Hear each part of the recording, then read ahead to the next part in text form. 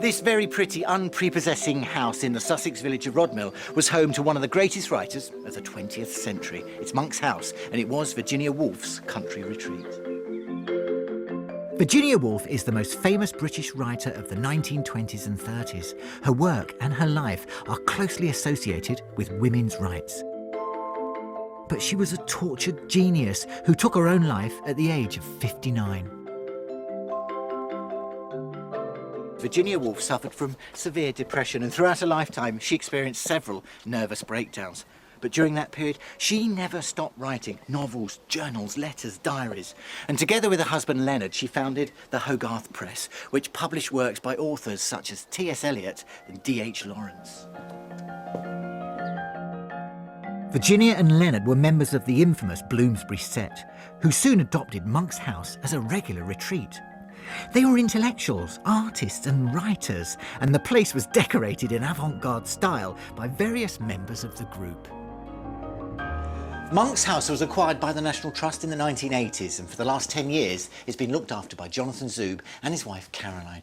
And I'm very pleased to meet you. Nice to meet you. Do you know, as soon as I walked into this house, it embraced me. Yeah. It really did. It's like a mini Charleston. I love the artwork and the colours. It's a treasure trove of the whole spirit of the Bloomsbury group. And not just the paintings. They painted all the surfaces that they could get their hands That's on. just like Charleston, isn't it? I can see the table's been painted, the lampshades. I noticed there's a packet of cigars there. Are they yours, or is that a prop? No, those are the cigars that Virginia is known to have smoked. Oh, really? Yes, and she would have sat there in that chair. There are photographs of her in that chair, in front of the fire, which is the obvious place in a very cold, damp room like this.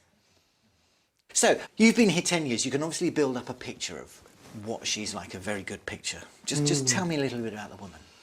Well, she was a genius and obsessed with words. So all her life she was focused on writing. It could have been letters to a friend, it could have been her diaries, which she kept every single day, and of course then her great works, the novels. She also was reviewing books, so she was just surrounded with words. I think she was writing at a time when men had all the political power and the wealth. Yeah, she was a proto-feminist in an era where that wasn't really fashionable. She wrote A Room of One's Own about how she didn't just want to be an ordinary little housewife, but that she wanted to have the space and the freedom to devote herself to her work. Throughout the 1920s, for that whole decade, she had a very close and intimate relationship with Vita Sackville-West. Well, she was somebody who was maybe quite confused in her own mind about her sexuality, and she certainly explored some quite intimate relationships with other women, not just Vita Sackville-West, but also the famous composer Ethel Smythe. And I think this was part of the whole Bloomsbury experience, that they were experimenting in many of the ways in which they led their lives. Yes. Monk's House was a retreat from the busy, chaotic London life. But Virginia Woolf's real retreat was the rambling garden, complete with orchard, which became an inspiration to her. In 1934, Leonard built this small writing lodge, especially for her. It's a marvellous writing studio, isn't it? Writing Bad eyes, and so she didn't like white paper. Just think how many famous people, let's say 80 to 100 years ago, would have sat here under the canopy of this chestnut tree. They loved to come down here to work, but they definitely entertained here as well. Incredible. And there are photographs of the Bloomsbury group assembled. In fact, on this very bit of terracing here, people like E.M. Forster, T.S. Eliot, they all came here and they're all photographed here. Despite her lifestyle and open relationships, Virginia Woolf's heart belonged to Monk's House and the man she shared it with, Leonard.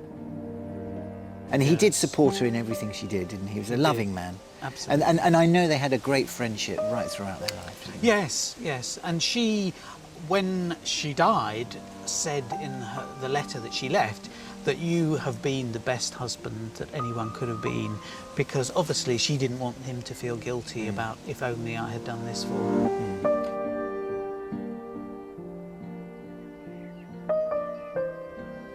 After Virginia Woolf's death, her husband Leonard continued to live here. at Monk's House until his own death in 1969. And there's no doubt about it, this humble little house really does embody the spirit of one of the 20th century's greatest writers. It illuminates her life, and it's definitely well worth a visit.